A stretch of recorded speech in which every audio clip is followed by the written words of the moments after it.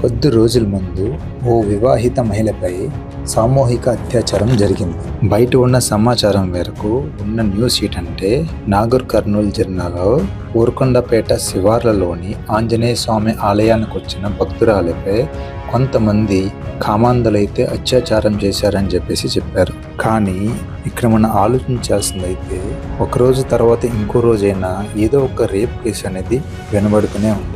అసలు ఎందుకు ఇలా జరుగుతున్నాయి? ఇలాంటి అత్యాచారాలను ఆపే మార్గమే లేదా అని ఆలోచిస్తే చాలా క్వశ్చన్స్కి అయితే ఆన్సర్లు అయితే దొరకవు. కారణం మనమే. మనకి ఇష్టం లేదు, మనం ఎలా బతకాలో మనం నిర్ణయించుకుంటాం, కానీ వచ్చే ఫలితాలను మటుకు యాక్సెప్ట్ చేయలేం. ఉదాహరణకు మనం ఎలా బతకాలో మనం నిర్ణయించుకుంటాం, కానీ మన వల్ల ఎంతమంది నష్టపోతున్నారో మనం ఆలోచించం. ఇలాంటి అత్యాచారాలు ఆగాలి అంటే ఏం చేయాలి? అసలు ఉమెన్ వీక్నెస్ మీద ఎలాంటి లా అనేది ఉందో మెన్ వీక్నెస్ మీద అలాంటి లా అనేది లేదు. అంటే ఉమెన్కు ఉన్న కేరింగ్ సిస్టమ్ అనేది మెన్ మీద లేదు. అది అసలైన లోపం. మగవాళ్ళు పుట్టుకతోటి కామాంధులుగా పుట్టరు. వాళ్ళ ఎదుగుదలలో వాళ్ళు ఫేస్ చేస్తున్న సిచ్యువేషన్ బట్టి వాళ్ళు మారిపోతారు.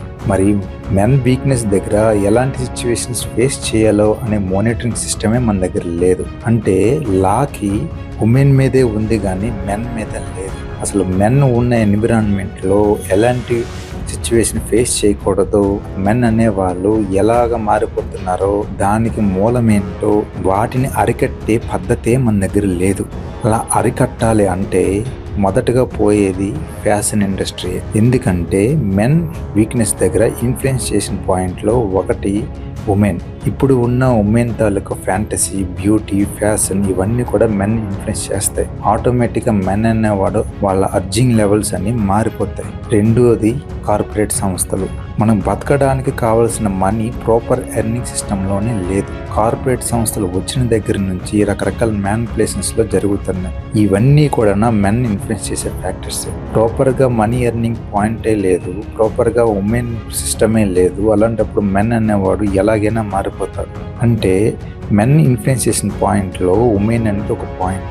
కానీ ఉమెన్ అనేవాళ్ళు ఎలాంటి ఇన్ఫ్లుయెన్స్ బిహేవ్ కలిగి ఉండకూడదు అనే దాంట్లోని లా అనేది క్రియేట్ చేయబడలేదు. దానివల్ల మెన్ ఇన్ఫ్లుయెన్స్ పాయింట్ అనేది రకరకాలుగా ఫ్లక్చుయేషన్ మారుతుంది. అది వేరే ఆడవాళ్ళపైన వెళ్తుంది. ఇప్పటికైనా లా అంటే ఆడవాళ్ళ సొత్తే కాదు, మగవాళ్ళకి కూడా వర్తించాలి. మగవాళ్ళ వీక్నెస్ దగ్గర ఎలాంటి లా అనేది లేదు. అంటే మెన్ వీక్నెస్ దగ్గర మెన్ కోసం కేరింగ్ సిస్టమ్ అనేది ఉండాలి. ఒక న్యూట్రల్ లెవెల్లో ఉన్న మెన్ ఎలా నెగిటివ్ లెవెల్కి మారిపోతున్నాడు అనేది ఫోకస్ చేయబడలేదు. కాబట్టి ఇప్పటి నుంచైనా సరే మెన్ వీక్నెస్ దగ్గర ప్రతి ఒక్కరు బాధ్యత వహించాలి. అలాగని వీళ్ళకి శిక్షించకూడదని అయితే చెప్పడం లేదు. ఎలాంటి తప్పైనా తప్పుని శిక్షించాల్సిందే.